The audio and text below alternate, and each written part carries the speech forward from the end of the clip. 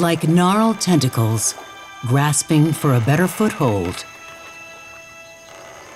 a twisted labyrinth of arching roots stretches across the murky depths of a flooded swamp. These are the lifelines of a survivor. A giant red mangrove rooted in the coastal forests of southern Mexico. One of the tallest mangroves on Earth, the 130-foot tree battles the extremes in a world repeatedly drowned by the tides.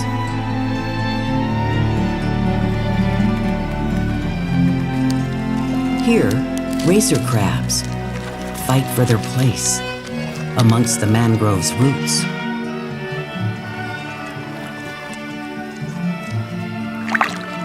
It's where the American crocodile learns to hunt. Within its high-rise canopy, the towering mangrove nurtures new life. For all who live in this fluctuating realm of salt and sea, the resilient red mangrove is a safe oasis, a constant that remains tangled in the tides.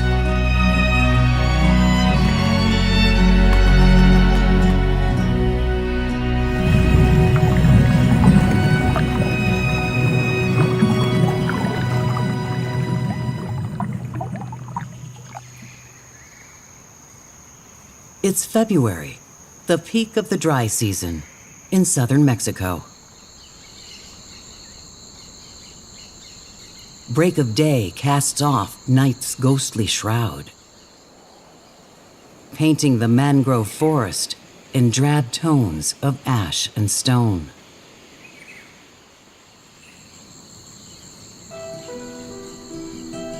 Even before the first hint of sun meets the mangroves, coastal creatures stir in this dark and steamy forest.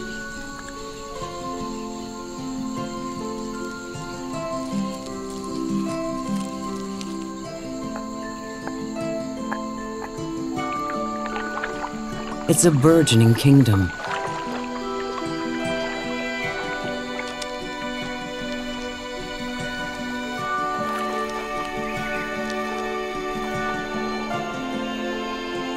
At sunrise, the sky's burning orb casts a golden glow across the water.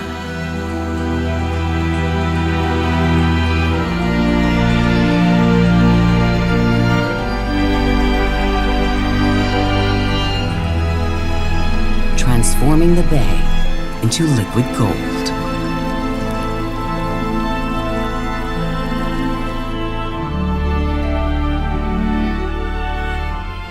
Dawn's morning rays wake a flock of vultures that spend the night in the great red mangrove's canopy.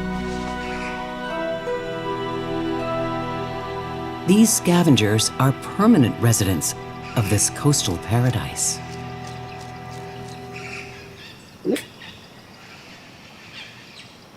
The birds spread their wings to soak up the sun's heat.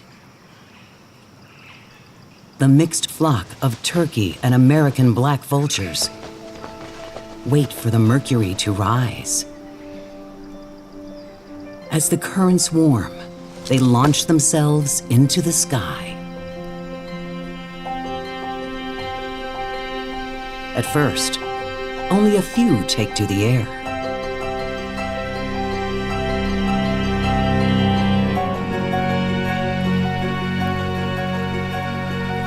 But soon there are thousands soaring in the blue expanse above the great red's canopy.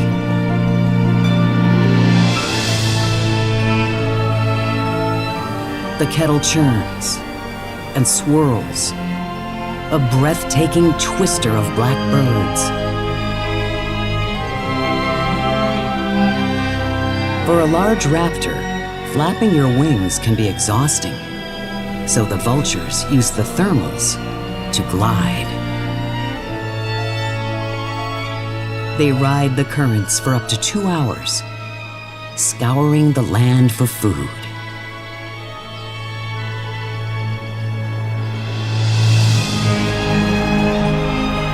Beneath them lies La Encrucijada, a protected emerald Eden sculpted by the tides. Around the world, few mangrove forests like this remain. A maze of brackish channels snakes through the ocean of mangroves. A world caught between the tides and fringed by coastal lagoons. It's a lush haven for any animal able to adapt to this constantly changing realm of saltwater and sweet.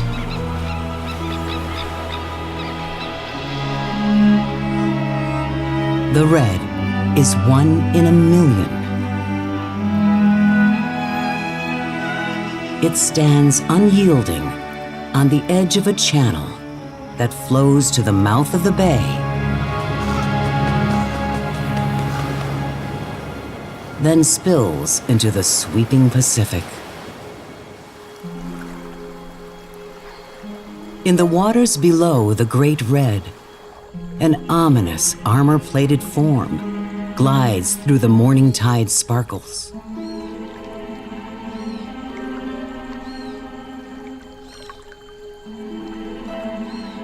Thanks to salt-excreting glands under their tongue, American crocodiles thrive in this coastal swamp. This female hunts in the channel in front of the towering red. A bustle of flapping brown pelicans draws her eye to the open water.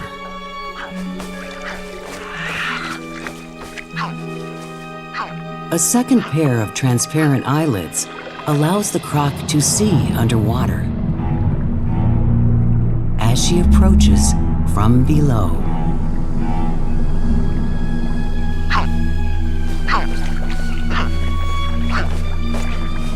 She can remain submerged for up to 2 hours, patiently waiting for an unsuspecting victim.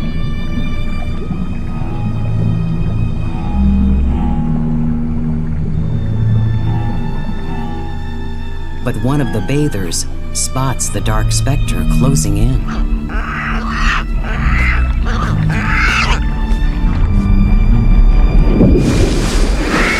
Too little, too late.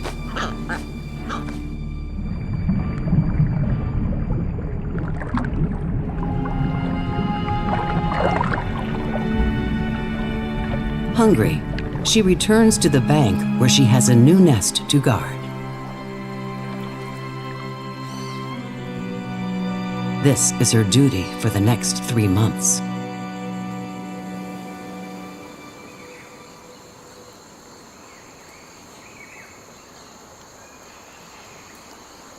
Unlike most trees, the mighty red isn't dependent on the seasons, but instead is ruled by the tides.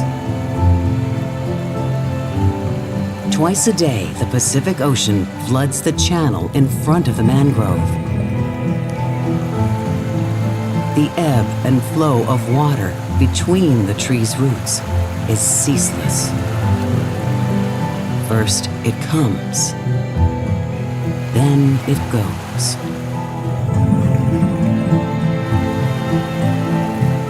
A never-ending cycle of renewal.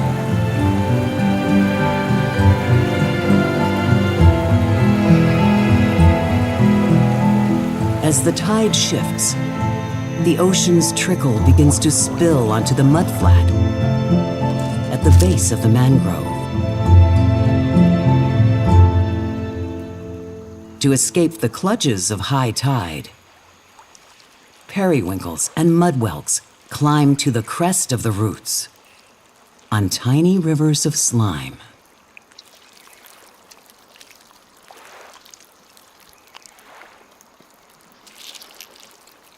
The whelk treats Big Red to a good scrub. It scrapes fungus and algae from the surface of the root with a hard ribbon within its mouth called a radula. It's a win-win situation. The whelk stays dry and fed, while the tree gets its bark cleaned.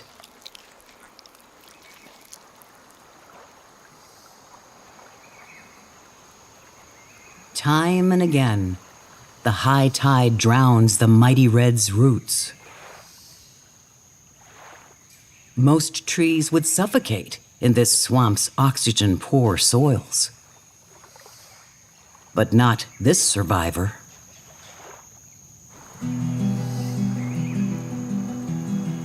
Aerial roots hang like thick locks of hair from the mangrove's canopy.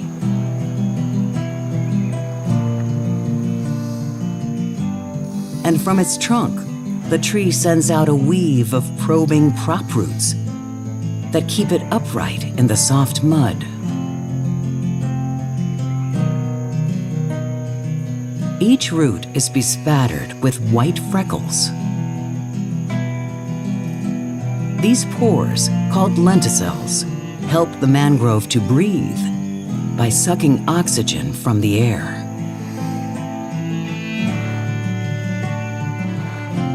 As the tree sinks its snake-like fingers into the soil, many smaller roots sprout from them.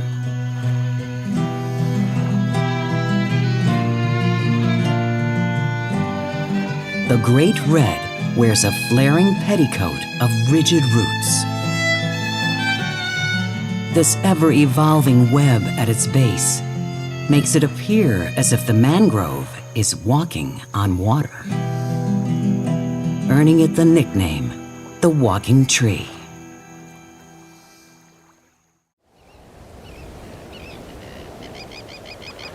At high tide, the Pacific spills its crystal clear blue waters into the lagoon. As two worlds collide, a distinct line forms between the sea's untainted offering and the estuary's coffee-colored brew. The ocean's aquamarine touch flows into the channels. Murky brown sweet water slowly turns salty blue. Soon, the mudflats that grip the red's flooded roots transform into a sparkling aquatic kingdom.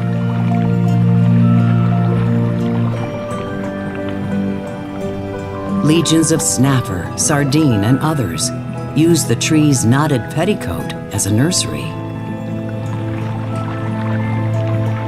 It's an elegant waltz of fish.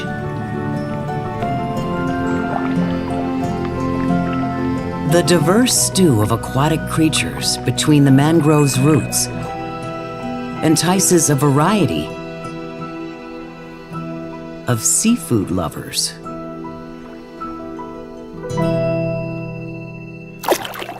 But somebody has already staked a claim to this hunting ground. A small green heron stalks his prey from the red's tangled limbs.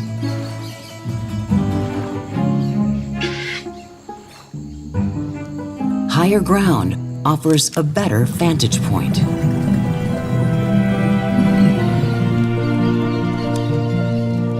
But the fish aren't always that easy to reach. Silly bird.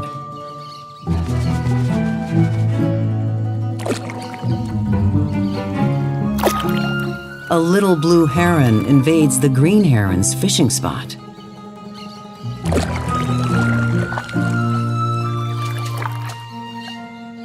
The territorial green won't stand for it. His loud squawks chase the intruder off. At dusk, the sun casts a gilded glow to the rolling surf.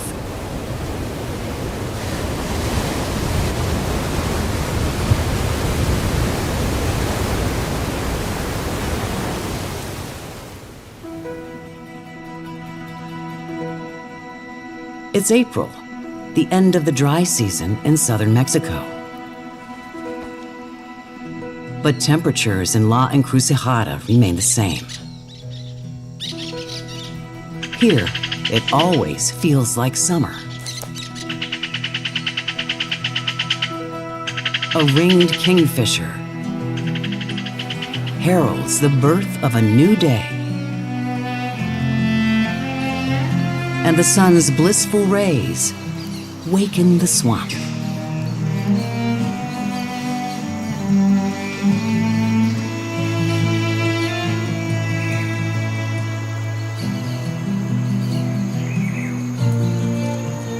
Forest residents soak up the warming glow of Earth's brightest star.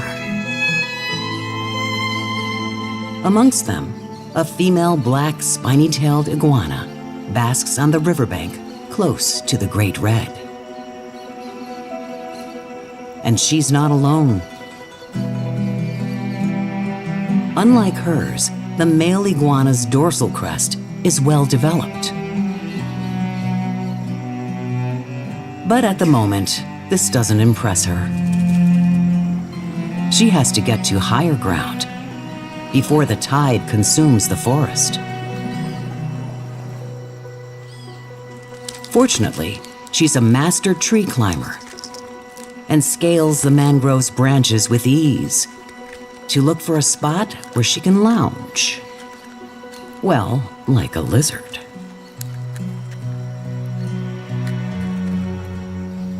The cold-blooded reptile can't regulate her body temperature internally, so she lies on the red's exposed boughs to bask in the sun. But there's no escaping the salty water when you live in a coastal swamp.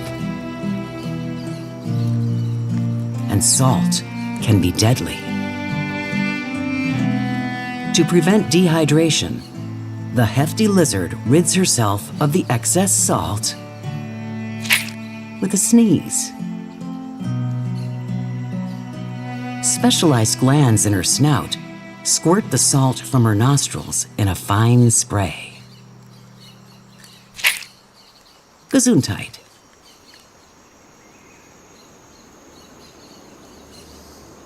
The Great Red is also well equipped to cope with high tide's briny onslaught.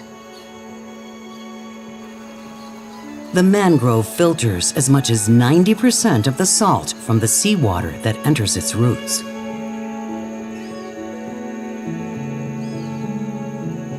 The tree sends the surplus salt to specific leaves. These sacrificial leaves turn yellow and begin to die. The tree surrenders its salt-laden offering to the currents below.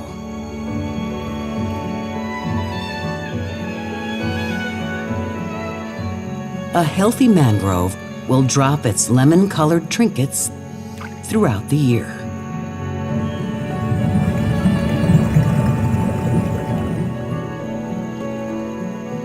Most of the red's discarded leaves get trapped in the forest's vast web of roots, providing a banquet of organic waste to the host of creatures between its limbs.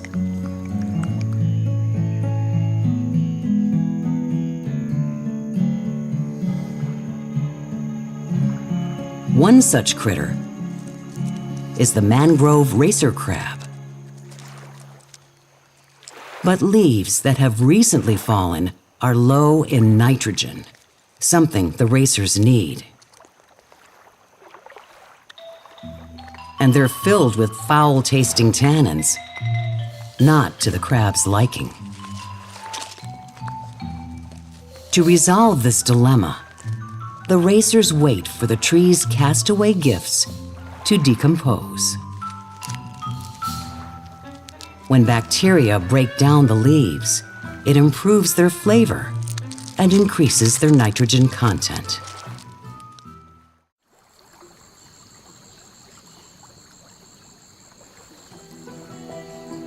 At high tide, the mighty red mangrove is lit up by its own gleaming splendor.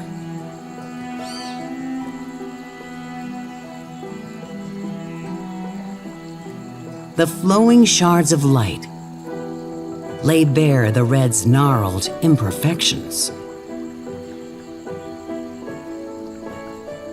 This mangrove has warts, its ancient frame marred with swollen notches. These are the nests of ants, Azteca ants to be precise. The great red provides a home for the colony within its limbs. In exchange, the ants act as the tree's personal armed guard against anything that dares to touch the tree's frame. But navigating this flooded empire is tricky. It's filled with danger. To stay high and dry, the colony constructs a maze of tunnels on the tree's arching roots.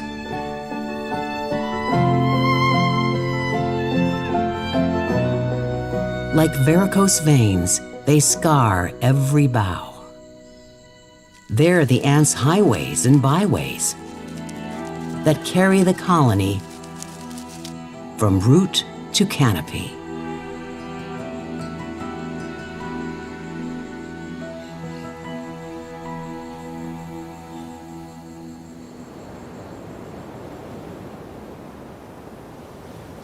In May, heaven's breath becomes a stifling burden.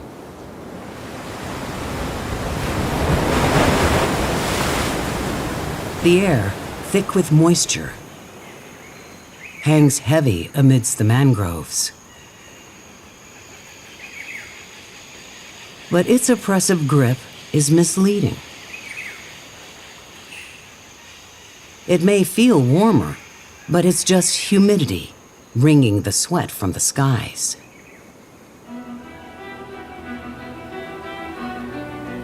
Wisps of white are forged on the wind above the mighty red.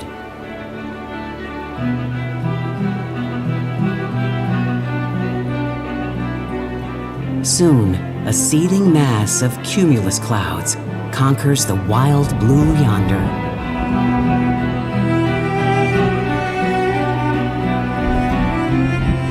Earth's billowing blanket casts an ominous shadow over the mangroves. At first, the clouds release a few fine drops on the water's surface.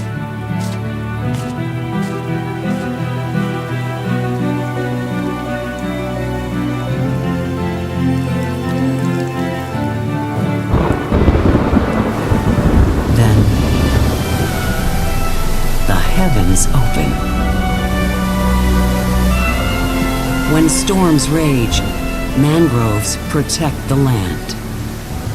Their sturdy wooden claws form a formidable barrier and absorb the blows dealt by Mother Nature.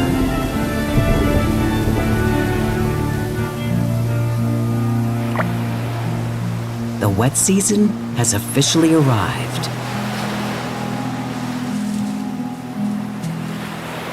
The storm leaves the beach littered with dead fish. For the vultures, it's a welcome gift from Poseidon. They may be social creatures, but when it comes to food, these black scavengers are excessively selfish.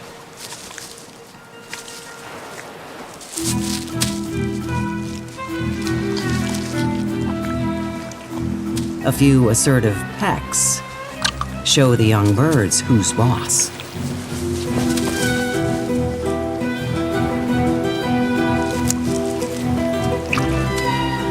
Soon, things escalate. The more assertive thief rules over the scraps.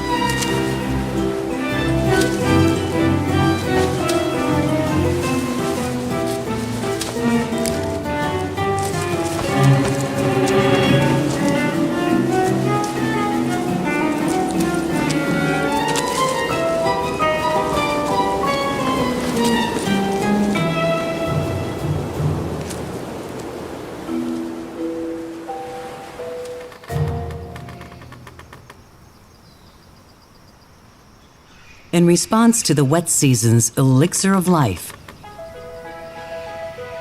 the great red sends forth a burst of buds. In La Encrucijada, individual mangroves flower at different times of the year. And May is the great red's turn to bear its modest offering. No need to flaunt these tiny blossoms. They aren't meant for the insects. And yet, the fluffy white bells don't go unnoticed.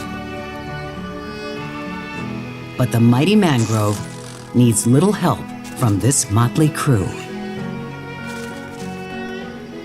Its pollen floats on the wind. The fertile dust doesn't even have to drift far. The red mangrove is one of the few trees that can pollinate its own flowers.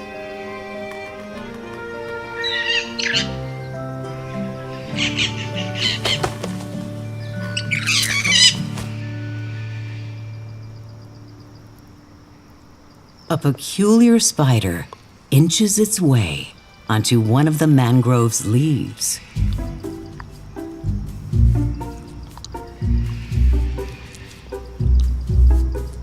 Wait a minute. That's no spider. In an exquisite act of self-preservation, the monkey slug caterpillar has evolved to disguise itself as a predator. It sports 6 hairy arms, which curl along the edge of its body, mimicking the appearance of a tarantula. The young night heron's not sure what to make of this oddity. To feed or to flee.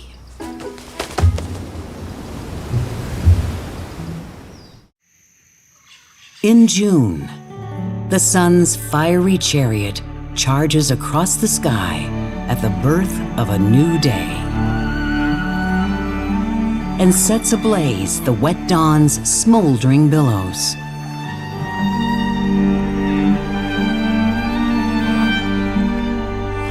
The sunrise reveals a smattering of broken eggshells that litter the sandy riverbank close to the Great Red.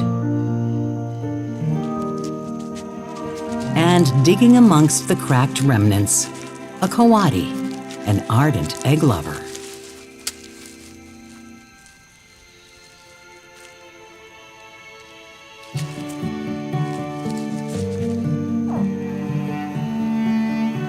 Gentle grunts softly croak from between the mighty red's maze of roots.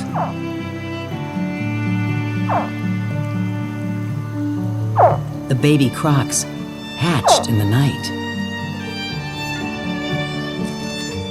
The coati discovered the nest too late. The hatchlings hide from predators amongst the mangrove's twisted tentacles. And Mom keeps a watchful eye on her little ones. She will guard them for several weeks. But she can't protect her hatchlings if the attack comes from above.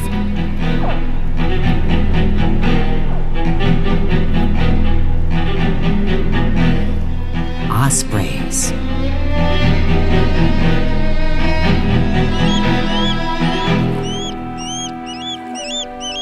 A youngster hungrily nags its parents for food. They mostly eat fish, but having a ravenous fledgling takes its toll.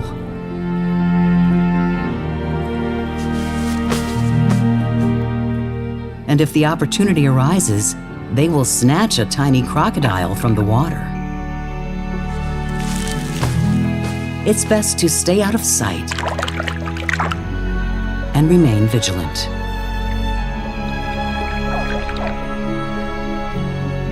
In about 5 weeks, the little crocs will leave their mother's side to start lives of their own.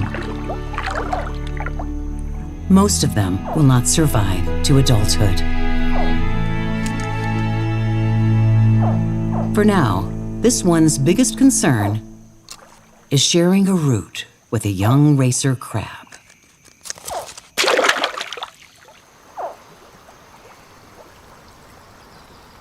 As with their flowers, each mangrove tree yields fruit at a different time of the year. And in July, the twisted red delivers its crop.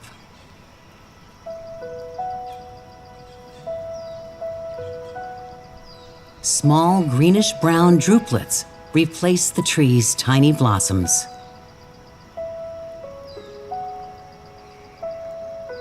One of these fruits grows to about an inch.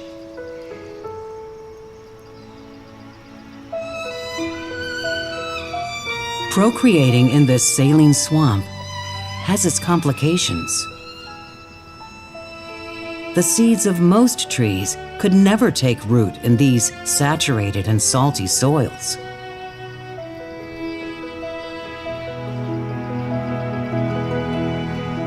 But once again, the red mangrove overcomes the elements. The seed of this peculiar tree germinates within its fruit while it's still attached to a branch.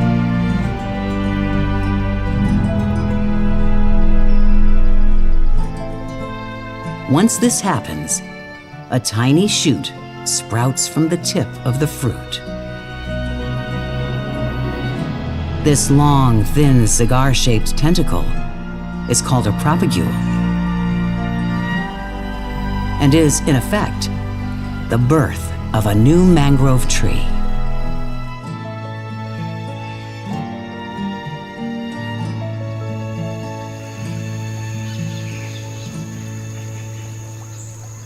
Somewhere behind the great red's woody dreadlocks, branches rustle, disrupting the endless chatter of birds. Dark phantoms with unusually long limbs clamber through the forest canopy close to the mangrove.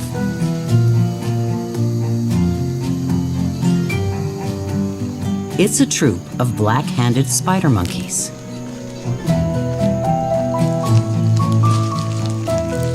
These endangered primates are here for one reason: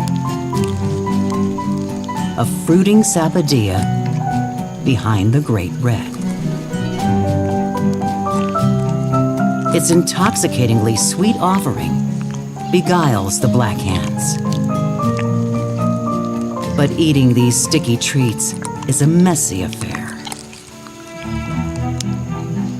To avoid dribbling the syrupy sap all over its furry body, a spider monkey hangs upside down.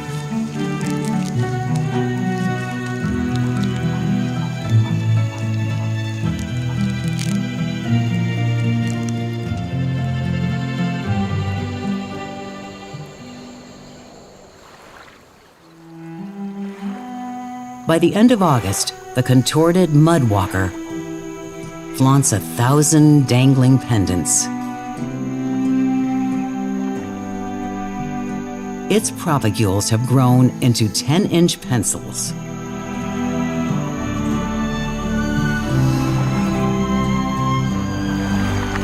The young saplings are now ready to let go.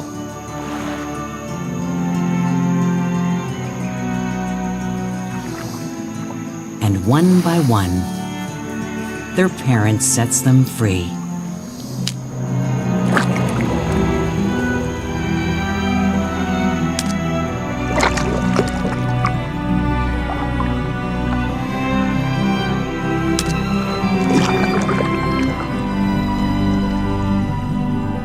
The tides scatter the seedlings all over La Encrucijada.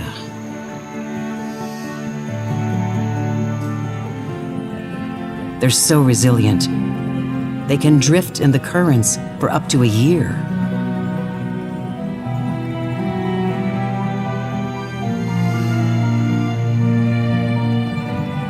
With time, the tip of the propagule becomes waterlogged and begins to sink. Eventually, the sapling becomes lodged in the soft sand. Time will tell whether it's able to take root. For many, September is breeding season. The great red gently cradles a delicate treasure on its lower branches.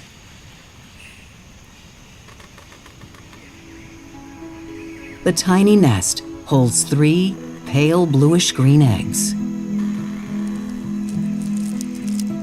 They belong to the grumpy green heron. The Grinch has found a mate. For the next 3 weeks, he and his partner will take turns to nurture their brood.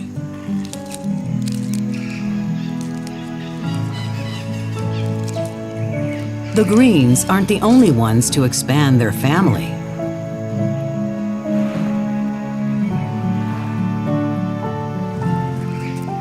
All over the red mangrove's contorted limbs, racer crabs carry their own small bundles of joy.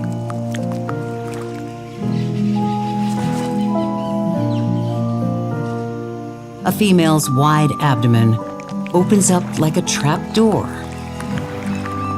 and contains several feathery fingers with which she holds her unfertilized eggs.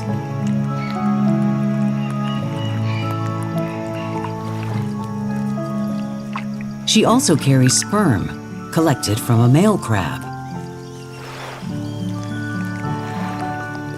When the eggs are mature, she releases both eggs and sperm into the water, fertilizing them. Here, they'll hatch in the safety of the great red's grasp.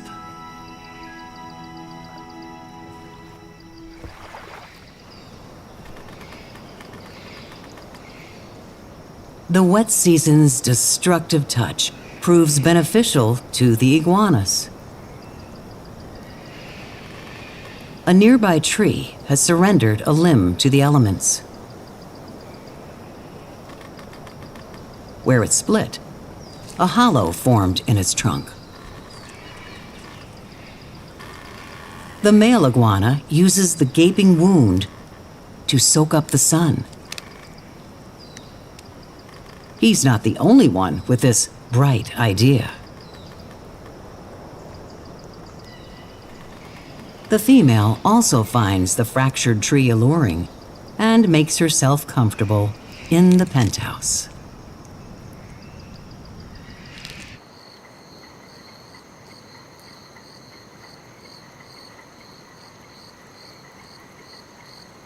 The grumpy green heron is trying his luck once more.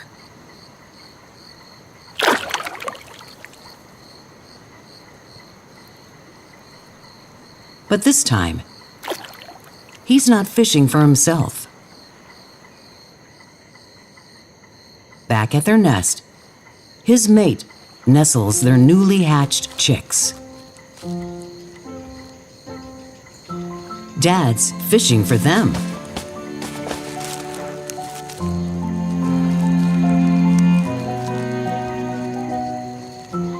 The grouchy heron has grown much more tolerant. This delightful trio makes it difficult to stay cranky. The scruffy hatchlings just won't sit still and persistently hound their parents for food. To coax the treats from his crop, a chick eagerly plucks at Dad's beak.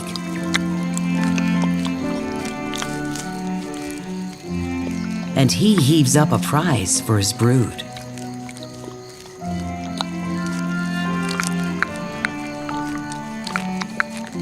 that which he deems too big for the little ones, he swallows again.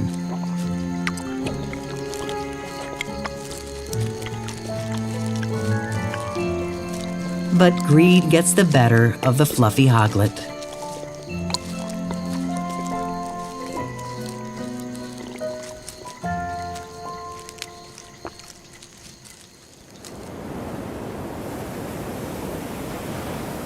Time flows like the tides. It comes and it goes, and washes away life's woes. It's October, the end of the wet season.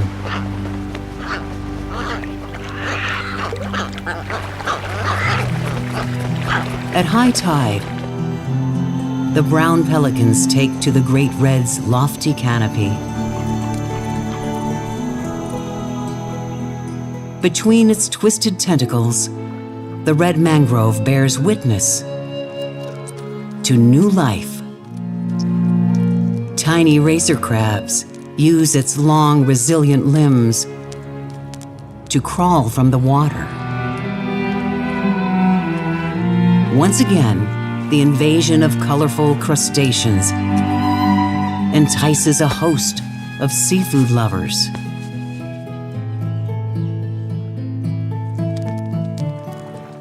But there are plenty of nooks and crannies in which to hide.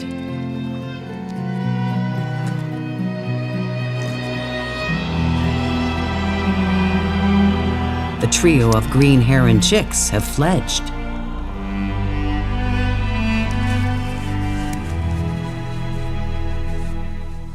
It's time for them to learn to fish for themselves. But in these waters, danger always lurks. Life in the mangroves is a dangerous dance.